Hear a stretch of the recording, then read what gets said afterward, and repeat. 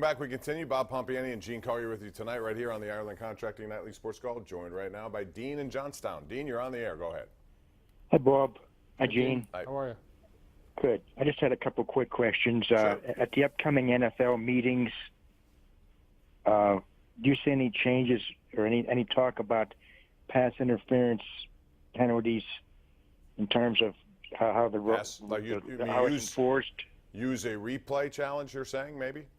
Maybe that, or maybe a radical change in making pass interference a 15-yard penalty instead of at the point of infraction. That's a pretty radical change. But any changes at all to pass interference to make the game a little more fair? Well, it's all judgment calls. So, Gene, thanks for the call. I appreciate that. What's your take on that?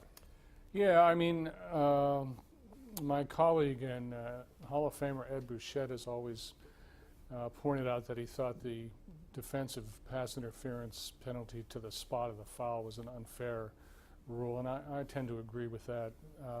I don't know if they'll mess with that so much as they're apparently willing to mess with whether or not you can challenge judgment calls, and that just further opens the window on what can and will be challenged. And speaking of slowing down the game, that's the way to do that. Yeah, the thing about that penalty, I do think that's a big spot foul. It's a lot of yardage, just like we saw in the Steelers game against New Orleans. Right. On the 4th and 2 play, they fire in the end zone down the field, and it's a pass interference, which is a terrible call. They get first and goal, set up 7 points instead of 15 yards. The downside of that is, Gene, if you're a defensive back and you know a guy beat you, you could pull him down, tackle him, do whatever, and you know it's only 15 yards. Yeah, and the league, after all, is in the entertainment business, and they like to see touchdowns, and they're really going to like to see them after this Super Bowl with 1 touchdown. I can tell you that. Here's one thing I'd like to see change from baseball. Just because this, all of a sudden now people are talking about expanding everything in baseball. Some have gone to the conclusion that you should even have an electronic strike zone, which I do not want. Do you? No. Okay. What I also would like to see them get rid of is on screen that box, because it's very difficult to, if you're an umpire behind home plate, those calls and then you go to the box and it shows you a little outside and people go crazy. Yeah. It's so hard to make that call, but to do the umpires a service, I would get rid of the box. I don't think they need to have that there. Yeah, I mean, that has really lowered my enjoyment of the televised game. I don't want to tell you your business. You're in the TV business. There's way too much going on in the screen. I agree. Baseball game. It's overly populated with all kinds of crap. Let's go to Bob in Whitehall. What's up, Bob? How are you? Hey. Hi, guys. Hey. Thanks for the call. Sure. I just got a quick question here. How much longer are you guys going to keep backing up McClatchy and Rutherford?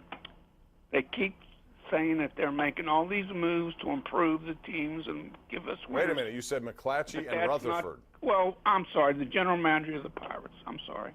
All right, Huntington. Okay, I'm sorry. But my point is, we keep hearing these, the rhetoric of they're improving the team.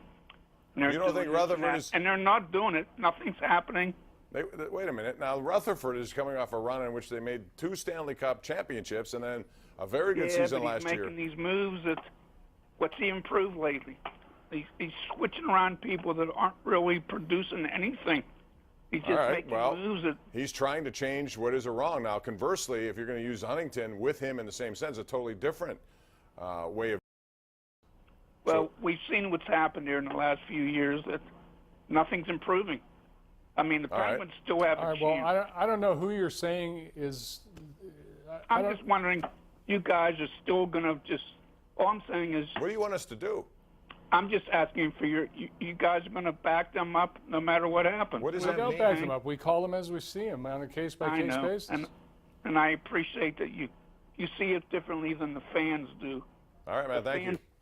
I'm not sure what that is getting at, because, Jim Rutherford has made some good deals and some bad deals, like every GM. Anyone's in that position. Now, I give him credit because he's still out trying to find the right combination, whatever that may be, and we'll see. There's still time before the trade deadline. On the other hand, Neil Huntington did something that we never see them do. They made a big trade at the trade deadline, but they haven't followed it up with anything since. I don't know how to explain this. These things are done on a case-by-case basis. What we're trying to do is give you the best available version of what we feel the truth is in each case. And on that note, If you can handle the truth, we'll be back right here on the Sports Call.